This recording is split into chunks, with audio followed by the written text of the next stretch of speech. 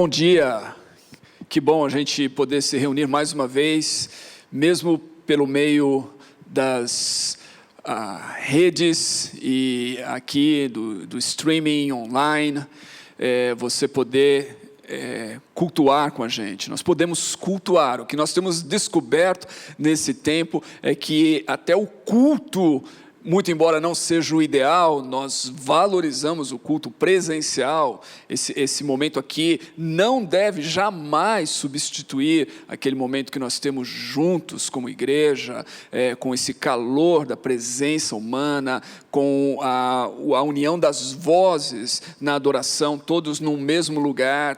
Tudo isso é insubstituível, mas nesse momento, no momento de isolamento, a gente tem descoberto que é possível também a gente alimentar as nossas almas, a gente cantar cânticos, a gente poder ouvir a palavra e orar juntos, e tudo isso é algo que temos feito. Bom, hoje nós chegamos ao final dessa série chamada Fundamental, onde nós estivemos olhando o credo apostólico. Então, durante 6 semanas, nós olhamos cada artigo do credo apostólico, começando com o próprio ato de crer. E agora nós estamos encerrando com as últimas palavras e expressões do credo, que dizem assim: creio no perdão de pecados, na ressurreição do corpo e na vida eterna. E esse contexto, então, está naquele contexto que começa ali com creio no Espírito Santo, na Santa Igreja Universal, na comunhão dos santos. Nós ouvimos falar sobre o Espírito Santo e nós ouvimos falar sobre a Santa Igreja Universal e a comunhão dos santos. E é nesse contexto, então, que nós encontramos essa crença, essa declaração de fé no perdão de pecados, na ressurreição do corpo e na vida eterna. Todos esses elementos, então, fazem parte desse conjunto, que nós poderíamos chamar de vida cristã, da experiência cristã. A experiência cristã que ela é comunitária na Santa Igreja, nessa comunhão dos santos, e ela só é possível, então, porque há perdão de pecados. Ela nos direciona para um futuro onde nós enfrentamos a vida com a expectativa de que, quando morrermos, não será o fim da nossa existência. Nós acreditamos na ressurreição do corpo, na ressurreição dos mortos. Nós acreditamos numa vida que vai um dia continuar, e não só vai continuar num estado etéreo, mas vai continuar com um corpo ressurreto. Nós acreditamos na vida eterna. Então essa é a vida cristã que nós experimentamos e que nos impulsiona para frente, para enfrentar os desafios e também para termos esperança e servirmos a Deus, então, com esperança em nossos corações. Vamos falar sobre cada um desses pontos, rapidamente. O perdão de pecados. Creio no perdão de pecados. É importante nós salientarmos isso. Na carta de Paulo aos Coríntios, no capítulo 15, Paulo fala sobre o evangelho que foi pregado a nós. Eu quero ler alguns versículos aqui, logo no início desse capítulo 15. Paulo diz assim: irmãos, quero lembrar-lhes do evangelho que lhes preguei, o qual vocês receberam e no qual estão firmes. Ele diz: foi por meio deste evangelho que vocês são salvos. É por meio deste evangelho que vocês são salvos, desde que se apeguem firmemente à palavra que lhes preguei. Caso contrário, vocês têm crido em vão. Então Paulo está anunciando o evangelho, e ele está dizendo que nós precisamos crer nesse evangelho, porque é a crença nesse evangelho que nos salva, e que nós devemos continuar apegados a esse evangelho. Agora, dos versículos 3 em diante, ele vai dizer quais são os elementos fundamentais desse evangelho. Ele vai dizer: pois primeiramente lhes transmiti o que recebi, que Cristo morreu pelos nossos pecados. Cristo morreu pelos nossos pecados. Nós precisamos de perdão de pecados, porque nós somos pecadores. Quando nós declaramos com o credo, creio no perdão de pecados, nós estamos fazendo uma confissão aqui: nós somos pecadores e precisamos de perdão. E dentre as muitas imagens e ilustrações bíblicas para falar sobre o perdão de pecados, eu quero destacar duas delas. Um aspecto que é chamado aspecto jurídico do perdão de pecados, a absolvição. Quando nós pecamos, a Bíblia diz que nós estamos num ato de desobediência, num ato de quebrar o mandamento de Deus, num ato de ir contrário à vontade de Deus. Nós quebramos a lei, nós quebramos o mandamento, nós fazemos algo que o Deus que nos criou e que é santo, e que é perfeito, e que deseja orientar as nossas vidas, diz que nós não deveríamos fazer. Nós fazemos isso, nós erramos o alvo, e ao fazermos isso, então, nós pecamos. Ou então, para ampliar essa concepção de pecado, nós deixamos de fazer algo que Deus diz que deveríamos fazer. E a Bíblia diz que quando nós deixamos de fazer algo que sabemos que deveríamos estar fazendo, e não fazemos, também pecamos, também erramos, também deixamos de fazer com a vontade de Deus. Portanto, nós somos pecadores. E essa ilustração do pecado nos coloca então na questão de condenados, juridicamente. Quebramos a lei, somos passivos de condenação. E aí o perdão é a absolvição. Nós recebemos da parte de Deus a absolvição. E a gente encontra isso em Colossenses, no capítulo 2, da seguinte maneira. Paulo vai dizer, escrevendo àqueles cristãos, que Cristo perdoou todas as nossas transgressões e cancelou a escrita de dívida que havia contra nós. Ele fala mais adiante, ele removeu essa escrita de dívida e ele pregou ela lá na cruz.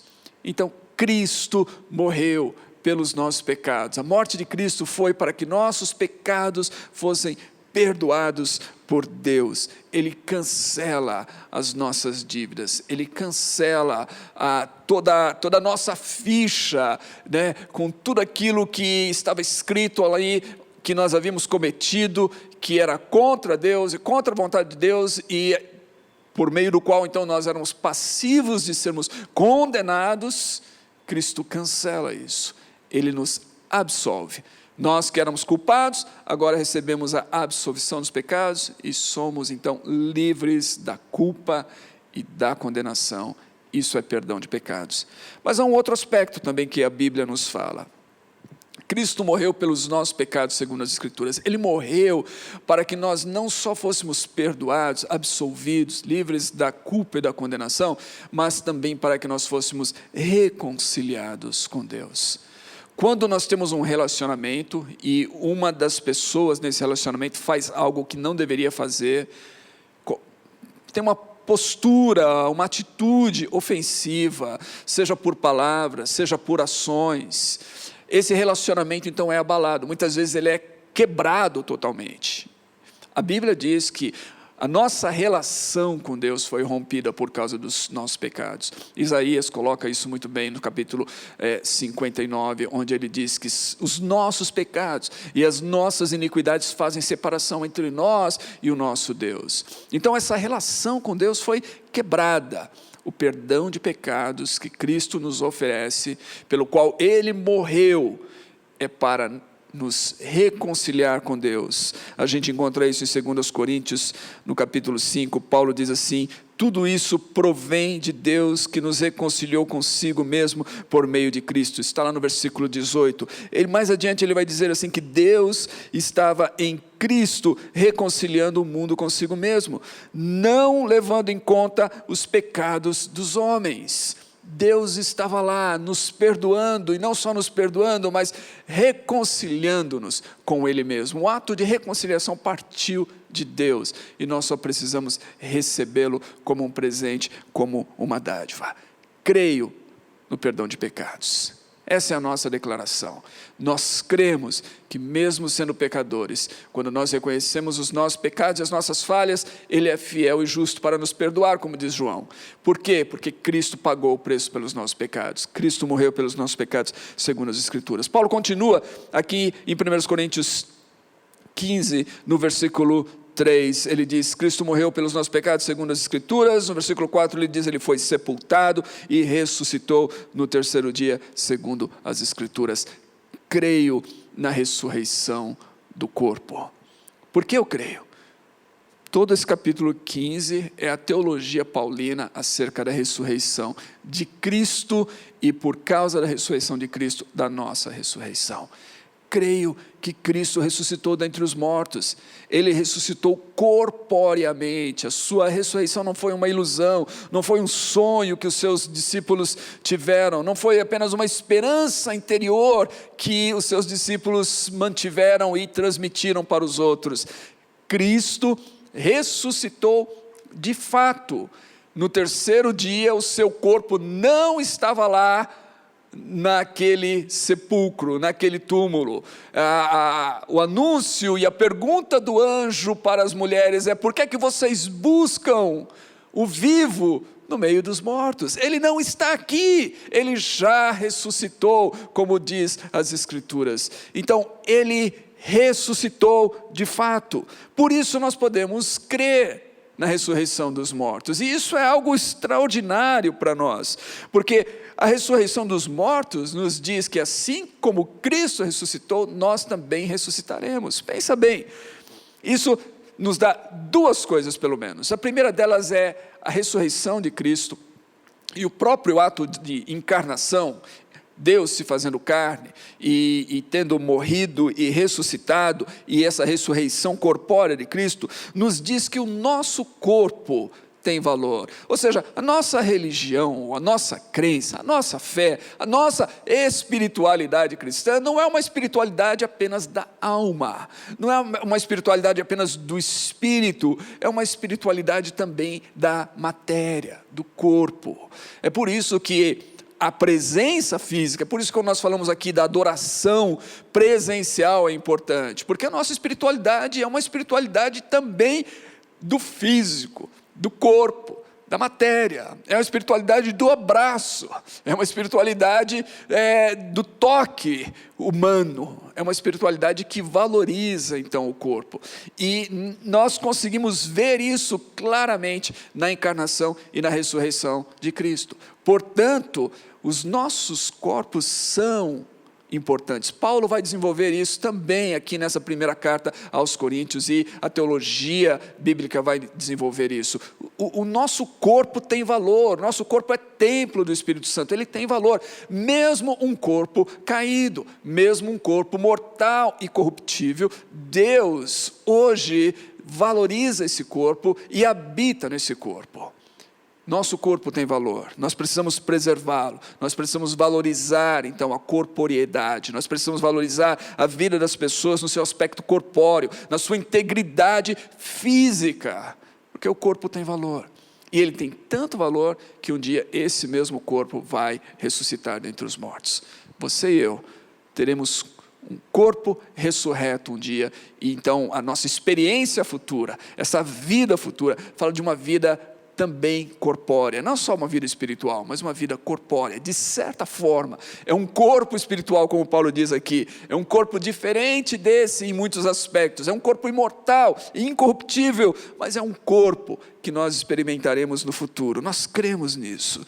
E isso é importante também, por quê? Porque quando nós enfrentamos a morte, nós sabemos que a morte não é o fim, e Paulo, novamente, esse capítulo 15, ele vai desenvolver essa teologia, ele vai dizer aquilo que muitas vezes nós ouvimos: se a nossa esperança em Cristo se limita somente a esta vida, se a gente está esperando somente nos bens do dia a dia, na provisão de Deus hoje, na bênção de Deus hoje, Paulo diz: nós somos os mais miseráveis e infelizes de todos os homens, nós vivemos hoje olhando para o amanhã e olhando para o futuro, nós cremos na ressurreição. Então, quando nós atravessamos por problemas e dificuldades, como os que estamos atravessando agora, estamos numa época em que muitas pessoas estão ficando enfermas, a maioria de nós está forçado a esse isolamento social, o que nós ouvimos constantemente é fique em casa, e a maioria de nós então estamos em casa, literalmente, tivemos que mudar a nossa rotina para fazer o trabalho de home office, todas essas coisas. Por quê? Porque há uma pandemia que tomou conta do nosso mundo, e as pessoas estão com medo, as pessoas estão confusas, as notícias todo dia, e eu tento não ficar ligado às notícias mais, porque todo dia você vai ver lá o número de mortos aumentando a cada dia ao redor do mundo. E isso para muitas pessoas é algo desesperador. Para nós cristãos, no entanto, nós deveríamos enfrentar isso com uma atitude diferente. Não que nós não consideremos a gravidade do vírus, ou da enfermidade, ou do contágio e de tudo isso. Nós consideramos algo muito grave. Nós não queremos nos expor a isso, e nós não queremos expor outras pessoas a isso, caso nós mesmos estejamos contaminados. No entanto, nós conseguimos enfrentar a vida e a morte com uma atitude diferente. Por quê? Porque sabemos que a morte não é o fim. Porque, como Paulo diz aqui nesse capítulo 15 de Coríntios, nós aguardamos a ressurreição, nós aguardamos o dia em que a própria morte será tragada pela vitória. E todos nós, então, seremos ressuscitados à semelhança de Cristo para uma vida nova. Em 2 Coríntios 5, versículos 1 a 5, Paulo diz da seguinte maneira: sabemos que se for destruída a temporária habitação terrena em que vivemos, temos da parte de Deus um edifício, uma casa eterna nos céus, não construída por mãos humanas. Enquanto isso, gememos, desejando ser revestidos da nossa habitação celestial. Ele continua dizendo: pois enquanto estamos nessa casa, gememos e nos angustiamos, porque não queremos ser despidos, mas revestidos, para que aquilo que é mortal seja absorvido pela vida. Foi Deus que nos preparou para esse propósito, dando-nos o Espírito como a garantia do que está por vir. Então nós temos uma casa. Sofrimentos que nós experimentamos hoje devem ser comparados àquilo que nos aguarda no futuro. E aquilo que nos aguarda no futuro é muito maior, é muito mais glorioso, é muito mais superior do que toda a experiência que nós podemos ter no presente. E isso nos enche de esperança. Cremos no perdão dos pecados. É possível ter uma relação com Deus de amor, que nos ama e que nos reconciliou consigo mesmo. Cremos na ressurreição do corpo. É possível viver essa vida e desfrutar dessa vida em toda a sua plenitude, como seres criados por Deus, dotados de um corpo e de um espírito, e com uma alma que tem emoções, que se comunicam com Deus e uns com os outros, que se relacionam em proximidade física, que valorizam a vida física e corpórea, mas que sabem que essa vida não é o fim.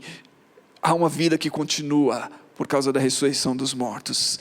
Cremos, então, na vida eterna. E o credo termina exatamente com essa declaração: creio na vida eterna. E a vida eterna é essa vida que Deus nos oferece. Agora é importante notar que a vida eterna não é uma vida que vai começar depois da morte. A vida eterna começa agora. A vida eterna é a vida de Deus em nós. Por isso, essa parte do credo aqui está inserida justamente nessa experiência da vida cristã sob o Espírito Santo. O Espírito Santo é Deus, e é Deus que vive em nós. E se Deus vive em nós por meio do Espírito Santo, então agora nós já começamos a desfrutar algo dessa vida eterna de Deus em nós. Foi por isso que Jesus disse, naquele que é o versículo talvez mais conhecido da Bíblia, que Deus enviou o seu Filho ao mundo para que todo aquele que nele crê não pereça, mas tenha a vida eterna. Todo aquele que crê tem a vida eterna. Você crê? Você tem a vida eterna. Por isso nós cremos na vida eterna. Nós cremos que a vida eterna já iniciou em nós, já recebemos do Espírito. E como é que nós podemos saber disso? É justamente essa vida eterna de Deus em nós, essa presença do Espírito Santo, que nos capacita a vivermos de maneira diferente. Nós ainda não chegamos lá.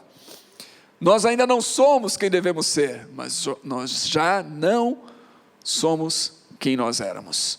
Ou seja, nós temos um longo caminho pela frente, mas nós já deixamos muita coisa para trás. Esse processo de transformação já começou em nós. Essa vida eterna de Deus já começou a mudar a nossa existência hoje. Já começou a mudar o nosso caráter. Já começou a mudar a nossa conduta. Já começou a mudar o modo como nós enxergamos a vida. E inclusive como nós enxergamos o próprio pecado.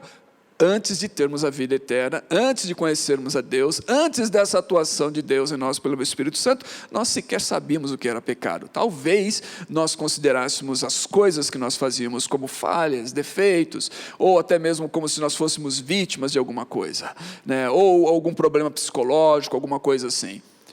Quando Cristo brilhou a sua luz em nós, quando o Espírito Santo veio a nós, nós enxergamos o fato de que nós somos pecadores e que essas coisas são pecado. Tudo isso é evidência dessa ação de Deus. Então agora, por causa da vida de Deus em nós, nós enxergamos a vida de modo diferente. A vida eterna é essa, disse Jesus em João 17:3, que conheçam a Ti, ó Deus, como o único Deus verdadeiro e ao Teu Filho a quem enviaste. É essa relação com Deus, é esse conhecimento de Deus, esse conhecimento íntimo, de nos relacionarmos com Ele por meio de Cristo, sabendo que Cristo veio, Ele morreu pelos nossos pecados, Ele foi sepultado, morto e ressuscitou no terceiro dia, para que nós pudéssemos ter esse relacionamento e essa vida com Deus. E o Espírito Santo foi dado a nós, então. Paulo diz em Romanos 8:23, como os primeiros frutos, as primícias do Espírito em nós. Nós começamos a experimentar hoje aquilo que será um dia na sua plenitude, quando nós estivermos diante da presença do nosso Deus. Essa é a vida eterna.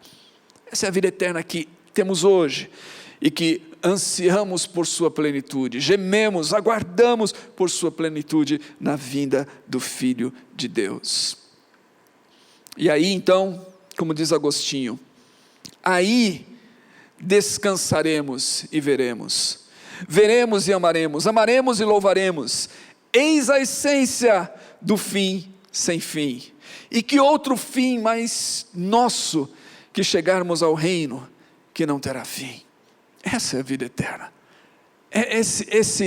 Isso que nós começamos a ver hoje, nota que diz que nós veremos, descansaremos e veremos, veremos e amaremos, amaremos e louvaremos. Todas essas coisas nós já experimentamos de certa forma agora. Nós já descansamos no fato de que nós somos filhos de Deus e aceitos por Ele. Nós já vemos espiritualmente realidades com os olhos da fé que não enxergávamos antes. Nós já amamos a Deus, já experimentamos o amor dEle em nossos corações. Nós já o louvamos. Todas essas coisas nós experimentamos agora, de certa forma. Mas Paulo diz que nós experimentamos essa coisa como que por um espelho, como que por um vidro embaçado. Nós experimentamos como que em um ambiente que estivesse com uma nuvem, que nós não enxergamos plenamente.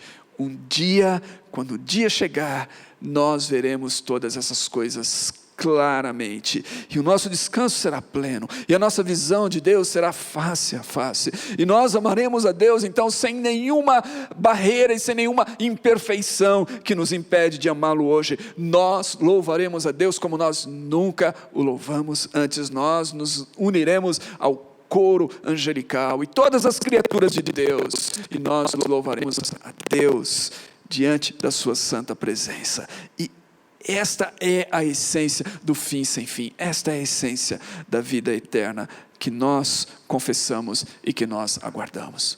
Por isso, ao chegar no fim dessa declaração do credo, eu gostaria de incentivar você a continuar crendo, mesmo no meio das dificuldades, mesmo no meio da pandemia, mesmo quando as coisas não estão indo muito bem.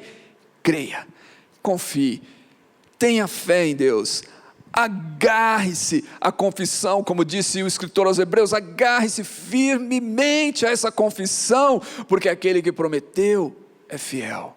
Então segure nessa confissão, não abandone, creia em Deus, creia em Jesus Cristo, creia no Espírito Santo. E lembre-se, nós podemos crer nessas coisas e nós conhecemos essas realidades, e o credo apostólico aponta-nos para a palavra de Deus. A Bíblia é a palavra de Deus, então nós precisamos da Bíblia. Você precisa da Bíblia e eu preciso da Bíblia. Nós precisamos fazer da Bíblia o nosso alimento diário. Nós precisamos voltar-nos para as Escrituras, que o credo apostólico nos direcione às Escrituras, e que nas Escrituras nós possamos encontrar lá o testemunho do Cristo vivo, as palavras de vida eterna, a orientação para a nossa jornada. O salmista diz que a Bíblia é uma lâmpada, que a Bíblia ilumina. Nós estamos vivendo em dias de trevas, e nós precisamos voltar-nos para a Bíblia como palavra de Deus, novamente, onde nós encontramos o Cristo vivo, onde nós encontramos o Deus verdadeiro, onde o Espírito Santo é revelado a nós, e nós experimentamos da sua presença, esse calor em nossos corações, à medida em que a palavra de Deus começa a falar conosco. Então, nesse tempo, leia as Escrituras, medite nas Escrituras, estude as Escrituras. A Bíblia é fundamental, como o título dessa série, fundamental. A Bíblia é fundamental para sustentar a nossa fé, para nos dar direção para a vida, para nos alimentar espiritualmente, principalmente em tempos de crise, mas não só em tempos de crise, em todo o tempo, até que um dia nós cheguemos à presença de Deus. Porque Ele nos perdoou, porque Cristo ressuscitou, e porque Ele nos deu vida eterna. Amém. Eu quero orar com você. Senhor Jesus, eu oro agora por todos os meus irmãos e irmãs que estão ouvindo esse sermão, que cantaram juntos, que estão conectados em um só Espírito, em uma só fé, em uma só esperança. E eu oro para que o Senhor possa revelar-se a eles, como aquele Deus de amor e misericórdia e graça, que nos estendeu perdão quando nós não merecíamos, e fez isso por meio de Jesus, que morreu pelos nossos pecados, que foi sepultado, que ressuscitou no terceiro dia para nos dar esperança, para que nós pudéssemos viver essa vida aqui com a esperança de uma vida futura, muito melhor do que essa. Senhor, eu oro para que cada um desses meus irmãos e irmãs, cada uma dessas pessoas que estão sintonizadas, e mesmo aquelas que estão ouvindo isso pela primeira vez, possam saber que a vida eterna é possível por meio de Jesus.